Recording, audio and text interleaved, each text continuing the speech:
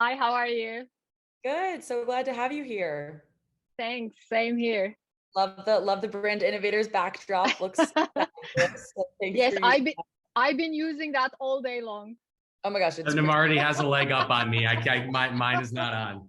No, I mean mine should be on as well. I've struggled to figure out how to use those backdrops to be honest, but so I'm glad you figured it out. More tech savvy than I, but I'll hand it over to you guys and pop back in at the end. But take it away, Craig. Thanks, Emily. Great to be here, everybody. Sebnem, great to see you again. I think PepsiCo is a company that needs no introduction. Obviously, one of the most houses one of the most iconic brands in the world, and a myriad. I was looking through some stats just before we joined. Just a billion times a day of consumption of Pepsi products in more than 200 countries. $23 billion brands with over 70 billion in revenue over 2022. Just congratulations on all the work. I think what would be great for everyone is you have a really cool and unique role at Pepsi. And I think it'd be great for everybody to hear about the journey that you've been on with Pepsi and kind of what your role is today. Thank you, Craig. I'm so glad to be here. So I'm Sebnem Erim. I'm the Global Vice President of Marketing, working in PepsiCo headquarters in Purchase, New York. I've been with the company for 17 years. When I introduce all those years and the locations, people go, well, we just moved from Dallas to Chicago and we consider that relocation. So I started in Eastern Europe. I was leading the snacks marketing, then moved to UK, leading Walker's business. And then these are all snacks. Then moved to Dubai, leading Asia, Middle East, North Africa. So I had India, China, Asia Pacific, and Middle East nutrition business. And 5 years ago, I moved to New York with my family, managing the global brands, which is great. So all those years, PepsiCo provided great opportunity to work with wonderful people and experiencing all those cultures that I'm grateful. That's so great. I think it's an amazing journey you've been on, and thank you for joining today. One of the first questions I have for you is just, it's clear today that in the consumer goods space, especially, it's not enough to just serve the consumers with only great products, but you have to serve the communities that they're in and as well as the planet that they live in. We've especially seen this become true at Snap with the Gen Z and millennial generations who just come to expect more from the brands that they choose today. And PepsiCo has been such a great leader in the space. How do you think about that today inside of the work that you've done? And what are some programs that you're especially proud of? Sure. Thank you for the question, Craig. So we made a very recent survey with over 5,000 consumers in 10 regions, and which shows results that consumers are very passionate and they really expect more and more sustainable actions from the big brands and also big companies like PepsiCo and the food and beverage iconic brands like Lay's, Doritos, Quaker, Pepsi, and Aquafina. So actually how we leverage the scale and the power of our brands with the sustainability actions to create positive impact, not only to the communities, but to the planet is good for the business, but it's good for the society as well. And it's a big responsibility. So we've been on this journey for many years, and our brands have undergone through the purposeful positioning and transforming their purpose into meaningful actions for the planet and the communities. And maybe just to give you some examples, and I will try to keep it short because I can go on and on and on. I'm quite passionate about this. These are so good, though. These are so good. Yeah. So the first one is Doritos. This brand is rooted in igniting bold self-expression, and we believe people are their boldest when they're able to be their true selves. So we've been leading and supporting the LGBTQ plus communities over many years. And we're quite active, especially in Latin America markets, in Mexico and Brazil. And this was first, we started with the Pride, but now we went beyond the Pride itself, and we're telling our authentic stories, true stories. And this rainbow platform is becoming a always on platform. And this year in Mexico, we're celebrating our 6th year. And the team is doing an amazing job telling those stories and empowering those bold voices to be heard. and hoping that we can move the needle on those, acceptance and human expression. And they started a great campaign during the pandemic. Pride is shared as a family. So it really shows those emotional stories during Christmas or Mother's Day that can truly be celebrated with the family. And this got tremendous mentions in the international coverage as well. So that's one platform we're very keen to continue.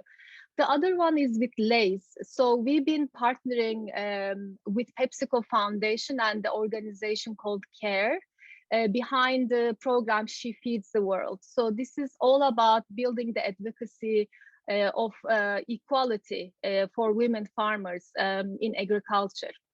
And again, farming is very dear to our hearts because as you can imagine, with a scale of brand like Lay's, we're supporting a lot of farmers. But when you look at the statistics, it's really shocking that over almost half of the workforce are females. And unfortunately, they're disadvantaged when it comes to the land, access to the land rights, technical or financial aids. And the research shows that if we give equal opportunities to women, the farming yield can increase to 20 to 30%, which can have a huge impact in the reducing the hunger in the world. So that's why Lay's is taking a big action here, and we're planning to reach 5 million farmers and their families across the world. So this is not a new initiative, but we're getting more and more attraction with the local communities and our businesses. So this is one of the big programs over the years as well. And maybe if I have time, the third one is about the planet. So Pepsi Max just launched their recent campaign in Spain, which is nothing tastes better than 100% recycled bottle. So again, this is very much at the forefront of their brand purpose. And Spain will be one of the 9 European markets, but we've been doing those efforts over the many years with Tropicana, Naked, so all the other beverage categories. And very recently, you will hear this month from Lay's as well. I cannot reveal more, but giving a second chance to our packs and again, bringing joy to the communities around the world. So more to come. So great. And you think about those initiatives and just, being your true authentic self. And that's something that, Snap obviously prides itself on is a platform where you can be your true authentic self. And that communication is so much more authentic. And then when brands can integrate into that, it just becomes a perfect symbiotic relationship. When you think about kind of those brands of purpose and how you're positioning that, how do you think about that and the impact it'll have on the future business for PepsiCo? Sure. Purpose is very important. As we discussed before, consumers are expecting more and more from the brands and the companies. And the brand purpose is very much woven into our company purpose and business decisions. And also research shows that companies or brands with purpose, actually their productivity level increases, their innovation level increases, and they're able to attract best talent and retain those talents, because also employees want to work for companies that have great purposes, and overall they perform much better. So it's good for the society, it's good for the people, and it's good for the companies. Yeah, no, couldn't agree more. I think that working at those companies is critical. I mean, at Snap, we've just published our first citizen report that speaks around planet, society, people, and the commitment to governance. So it couldn't be more imperative. When you think about PepsiCo as just this massive multinational company that it is and all the success, how do you think about taking those globally purpose-driven moments and really making them locally relevant? Yeah. That's a great question, Craig, because I think the success of big companies lies in the global consistency of their brands, but also not missing the nuances and getting into the local insights and being culturally relevant. So it's very important that the teams work together on that. So for example, again, if we stay on the same Doritos example, our global brand purpose is igniting bold self-expression. But how it manifests itself in the markets can be different, and the messaging staying locally relevant or culturally relevant.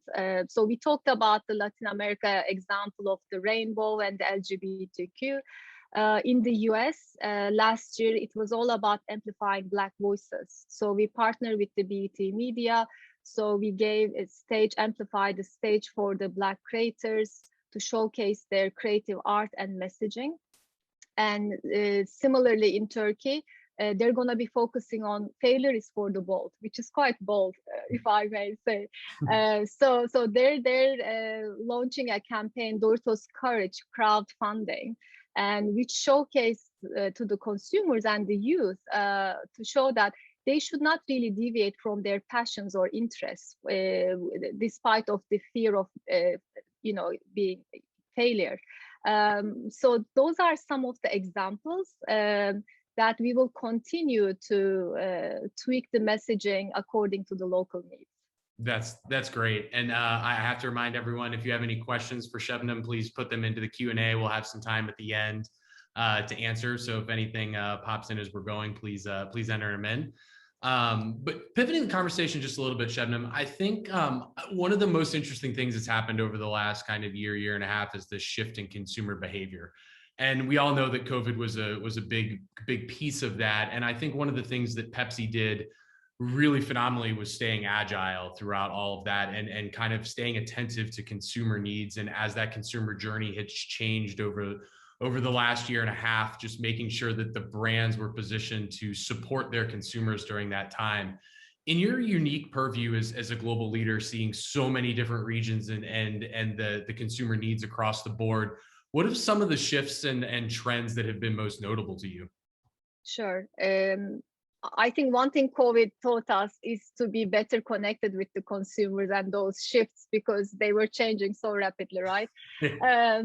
So a couple of maybe big shifts. So the first one is the in-home consumption. So more and more consumers started doing changes, improvements in their homes, and as things are going back to normal, I think they will still take a huge pride showing off their homes and using their home as a hub to socialize with friends and family. So we believe that will stay, and that brings a diverse occasions as well.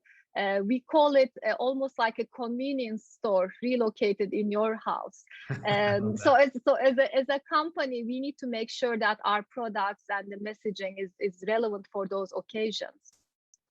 And the variety will be very important.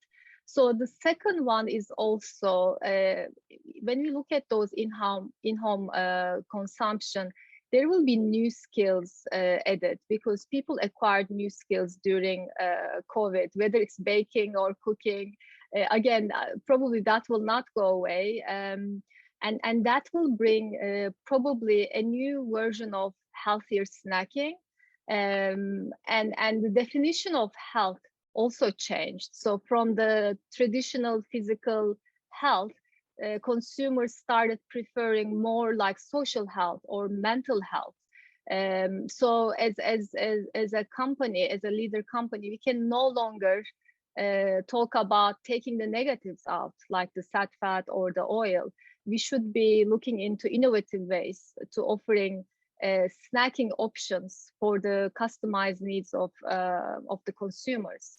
So I think these are some of the big ones. Yeah. As the shifts. Yeah.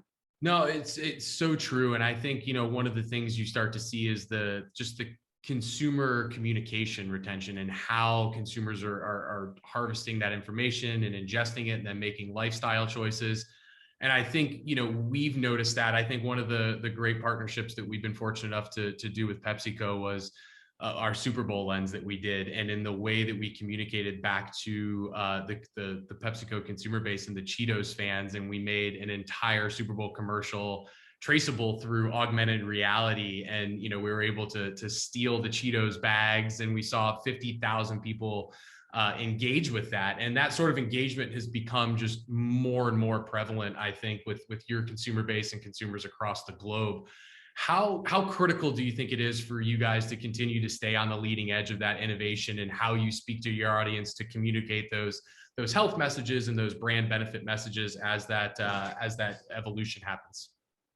Totally. And staying on the leading edge of innovation is very important because, as you said, Craig, consumers are consuming the media and the content very differently now. They're almost looking for one-to-one connection, and data-driven digital experience is becoming more and more important. So I wanted to give also example of the Champions League as well. So at the beginning of the COVID, just before the COVID, actually, we were on air with a campaign called Distracted Stadium. So as you can see from the top, the name itself, so there were people in the stadium, large gathering, which was not, of course, relevant for the COVID environment. So we became quite agile. In less than 6 weeks, we had to adapt our messaging and develop a whole new campaign for the COVID environment, which we looked at the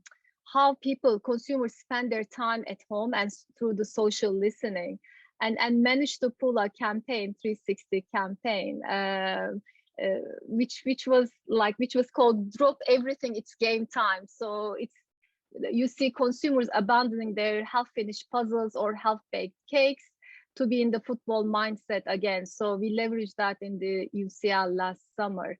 And this year as well, as COVID changes everywhere in the world, so we were showcasing the apartment arena. So basically showing the consumers at home, but in a way creating like stadium-like atmosphere, enjoying the game together, but not necessarily together. It can be apart as well. So again, changing your content messaging is very, very important. And I want to also mention the messy messages, which were shortlisted in the Cannes line. So we're waiting for the results for Thursday. So we leveraged an advanced AI technology, leveraging Messi's actual voice in different languages. So consumers were able to invite their friends and family to watch the game, whether they're together or apart. So finding new and innovative ways to be still relevant is very important. And as you go through the phases, you develop new skills and new capabilities working with your agencies. Yeah, it's so great. And I think that especially the PepsiCo brands, and they have such a key element of bringing those big events into consumers' homes and taking a part of their lifestyle. And I think, as we look out to 2021, there's obviously tons of learnings that we can look back on. But one of the exciting things is that, as we look out at 2021, we're all either kind of slowly jumping back in or quickly jumping back into what normalcy looks like. And I think that, one of the things you kind of see across the Snap community in general is this highly optimistic reopening stage where we're looking forward to an epic summer, if you will. And one of the things when you think about the PepsiCo brands, they're always at those events. You think at the concerts, you think at the football games, you remember the Pepsi logo on the drinks, you see the snacks on the stage, in the convenience sections, they're all over. I think what do you think one of the big brand lessons that you learned through COVID that you will take with you kind of through the reopening stage? What do you think that looks like? What was one big kind of learning from that? Sure. What we realize is in order to reach the consumers, you don't need to be we were a company where our products are enjoyed at home and outside of the home, of course. But in order to reach consumers, you can find really new and innovative ways. So we will just watch it one step at a time. But again, in order to be in their lives and in those occasions, you don't need to be only in the outdoor and all those events. So again, even the consuming of those events are becoming more innovative, right? So the consumers are doing it at home while inviting their friends over with the AI technology or digital savvy technology. So they're finding ingenious ways to connect with each other. I think one thing that we learned, during COVID is nothing is gonna be the same. The way we consume media, the way we do events, or the way we work or connect with each other. So we have to be agile and we have to find new and innovative ways where the consumers are. So we need to find different ways. It's a perfect segue into the next question, Sebnem, which is, as you think about the major events starting up again, how is PepsiCo thinking of re-engaging and celebrating really alongside those consumers in those moments, especially when you've been there for so many years now? You can't really think of celebrating without the PepsiCo suite of products. Totally. And we work with the local authorities. So we're launching again a very big global program this year across the world with Lay's.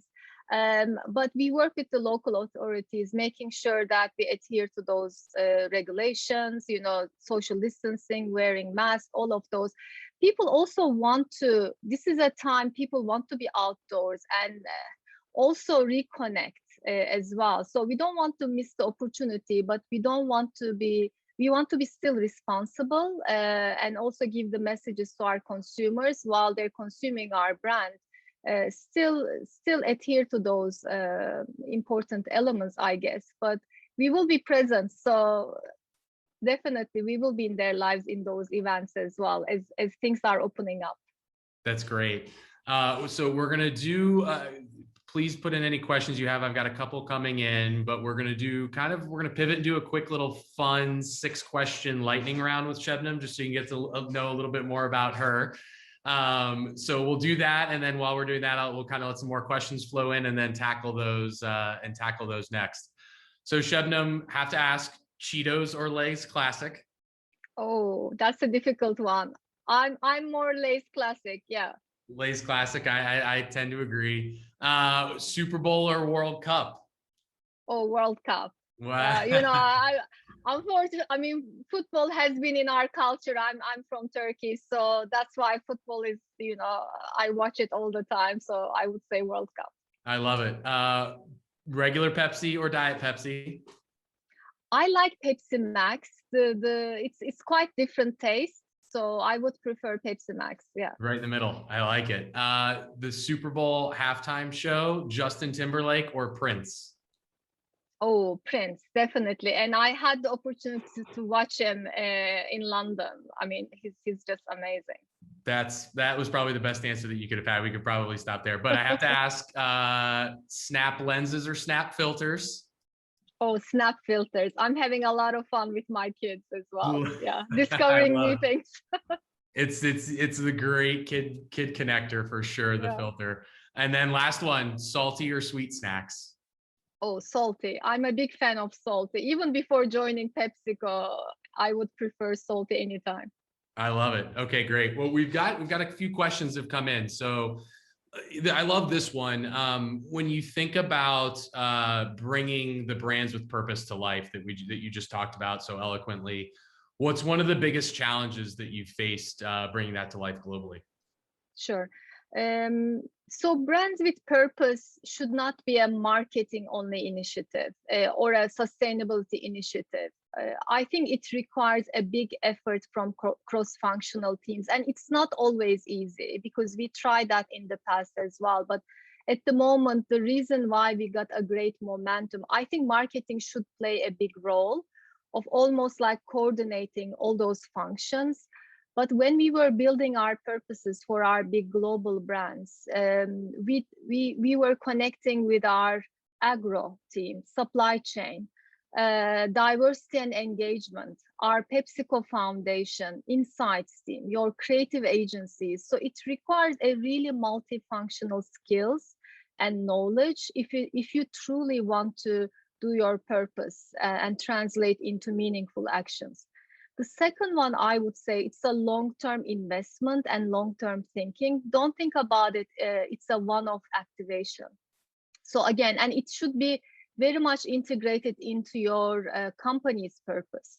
So whatever actions you're taking by brand credibly, at the end should link back to your company goals to make some meaningful impact in the world or in the communities.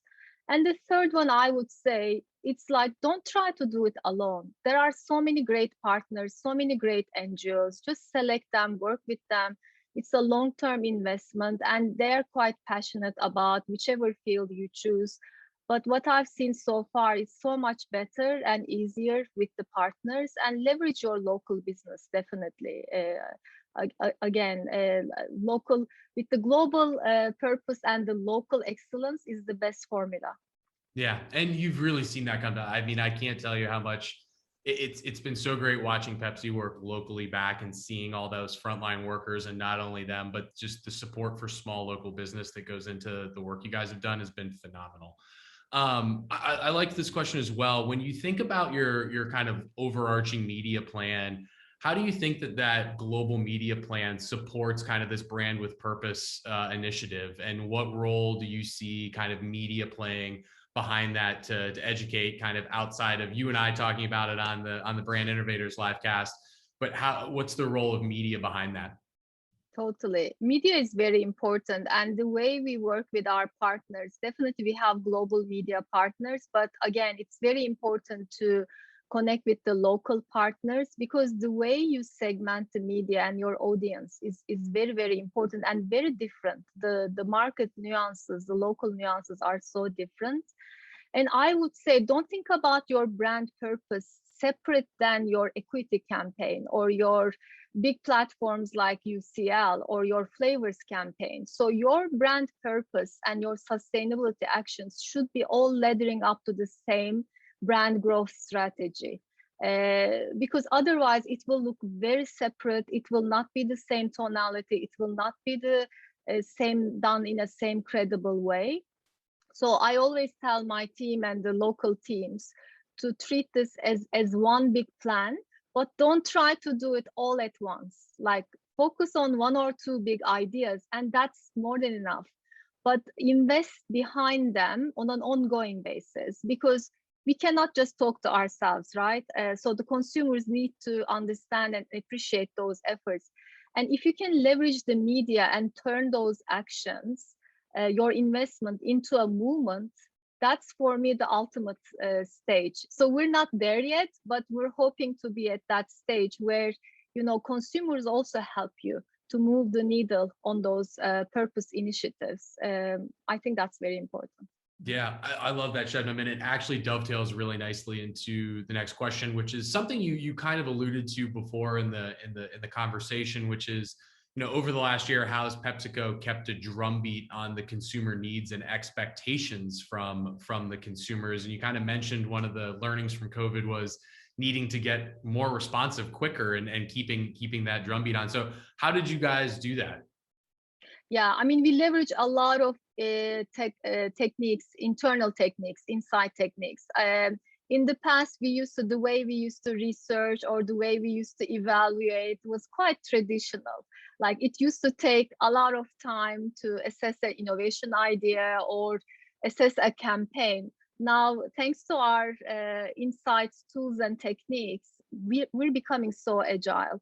Like, we can understand whether a creative idea works well with different audience groups. Like, we can get those segmentation in different markets in days. It used to take us weeks. So it's so important to get that analysis and data-driven mindset for everything. So similarly, shopper marketing, we can get the data from different big customers or through our tools and techniques, again, in days, and that can shape the whole launch campaign in a market tremendously. So I think those will be very important. Data-driven technologies will be very important. That's fantastic. There's a lot of love in the chat for the new snacks innovation, the Cheetos Crunch Pop Mix and the Cheetos Mac and Cheese. Can you talk a little bit, give us the behind the scenes on how some of those innovations come to life, where the consumer insights come from some of those? Are those, you know, employees' kids who say, "Mom, I'm going to take a bag of Cheetos and crush it up and put it in a box of mac and cheese," and then it's brilliance from there? Where do some of those great innovations come from, and how have you seen those come to life over your career there? Yeah, I think that's a great question. As PepsiCo, we get innovation ideas everywhere, and I can tell you some of the areas as well. One is we definitely, I talked about the brand growth strategy, so we have jobs to be done. So if you want to, you know, reach out to new consumers or new occasions, especially important after post-COVID. So we know exactly those occasions. And what does consumers, we call it hire and fire in those occasions. So knowing your competitive set, and you should not only look at the categories, because in those occasions, consumers may be consuming so many different things. So in order to understand that and their motives is very important. Again, the way we do innovation is very cross-functional way as well. So we bring our what we call thought partners, and a lot of R&D insights, you know, sales folks as well, because at the end of the day, they will sell it to the customers. So it's almost like a mosaic of mini PepsiCo. And we do sessions, and people love those sessions. And we even have a lab, innovation lab. So we can even do rapid prototyping, seeing those products come to almost like a kitchen type, you know. So it's quite good. And also we have internal mechanism as well. So we gather every year ideas from the employees, because we believe everybody can be creative and innovation can come anywhere, like a factory employee, factory worker, or a frontline salesperson. So we filter those ideas as well. And the teams compete for the ideas. So they really take their time from their day-to-day job and compete for those ideas. And those ideas goes all the way to our PepsiCo CEO and recognize at that level. I think that also brings that whole innovation culture to life and keep the momentum going. I love that. The mini mosaic of PepsiCo is great, because I think one of the things that you learn kind of quickly is an insight can come from anywhere. It does not matter what level you are or where you're at, and some of the powerful connections of your brands are just groundbreaking for that. So that I love that question, that answer. The next question I love, it's a little deep, but I do love it. It's, you know, with the brand purpose initiative, kind of that you, Sebnem, are leading, like, what would you want the company to be remembered for, and yourself to be remembered for 50 years from now, being in the position you are at PepsiCo?